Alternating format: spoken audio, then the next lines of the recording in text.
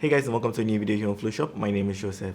If today's video you see me sitting right in front of you, is because I want to apologize for not being able to upload any content in the month of November, and that's because I had so much to do. It was just crazy. This video is a natural light behind the scenes, and the reason why I am talking to you guys is because whilst I was editing the video, there's certain things I noticed I did that I really didn't talk about in the video, and I want to draw your attention to those little things so that you can incorporate that in your natural light shoots, or basically any shoot that you're doing. So the first thing is to look for a light source. Obviously, once you're photographing, you need to find your light. That is the most important thing when it comes to photography. Before the gear and everything, you need to make sure the light you're using is right for what you want to capture. So this location that we're shooting in, I had two options. I could either light the subject with the natural light or reflect it with a reflector and let the main light source be behind there as a rim light. So that's exactly what I did for this particular video. We're shooting between 4:30 and 5, and so the sun was very directional and golden. So what I decided to do was put the sun behind here and then use my reflector to find the light and use that as my main light source. So after I decided to use the sun as the main light source and use my reflector to bounce that light to light her up, I got Jiri, who was the makeup artist of the session, to hold the reflector in place whilst I grabbed some stills. So that's something you can do. Always have someone around to help you in situations like this. The next thing I also want to talk about is the space that we're shooting in. Even though we're shooting outdoors, the area I wanted to shoot in was very small, and so it was a bit limiting, but that didn't stop me from creating a variety of images from that space. So the things I want you to note that you can use to your advantage when you're shooting in a very small space like this is to vary the distance between you and the subject and the background. What that's going to do is, for example, if you're very close to the subject, you get more details, she fills the frame a bit more, and then you can blur the background. If your subject is also very close to the background, you get to see more details in the background, and you can even incorporate that in your frame just to create a different aesthetic in the series of images that you're capturing.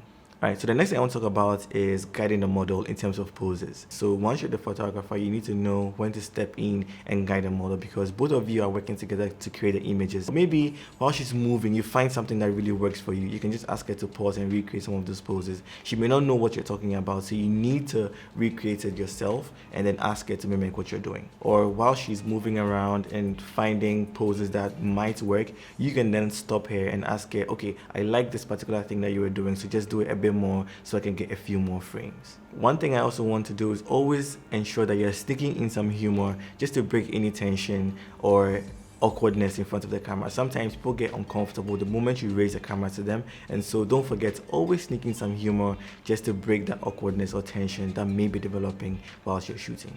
Also, always ensure that your subjects are always comfortable. For example, we're shooting outdoors, and after doing some of the standing poses, I wanted to get some sitting poses, but then I noticed that she can't sit on the bare ground because it would be really uncomfortable, and when she's uncomfortable, it's going to show in the images. So what I did was, luckily for me, I had two reflectors, so I put the smaller one on the ground and asked it to sit on, but thankfully, because I'm shooting with a Canon EOS R, I could shoot from a lower angle, because when I made her sit on the reflector, I noticed that shooting from above, I was seeing the reflector in the frame, and it's something I didn't want to capture. So I rather went low, and instead of lying on the ground, I decided to flip my screen and shoot from a lower angle, and so the Canon EOS R in this case was beneficial for the shoot that I was doing. So I was comfortable, the model was comfortable, and then we got some great images. One thing I also want to talk about is the fact that you can vary your angle a lot when you're shooting in a very limited space.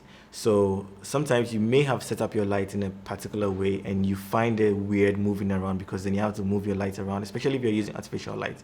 But here's the case, we're using natural light. It's big, it's open, and all I was using a reflector to shape the light or just to bounce it back onto the subject. And so we had a little bit of flexibility, and that allowed us to move around the little set that we had created, or the little space that we were shooting in, and still give variety. So in terms of angle, I was shooting eye level, slightly above her, slightly lower, just doing all those little things just to add a little more variety to the images that I was creating on that day. Lastly, always try to incorporate motion if possible. So the dress that she was wearing had some fringes, and the hair that she had on was very long. So I decided to add some motion by asking her to walk away from the camera and turn. So doing that would make her hair move and also make the fringes move. And some of them too, I made her stand and just swirl around a little bit, just so we could capture a little bit of motion in the dress and in the hair.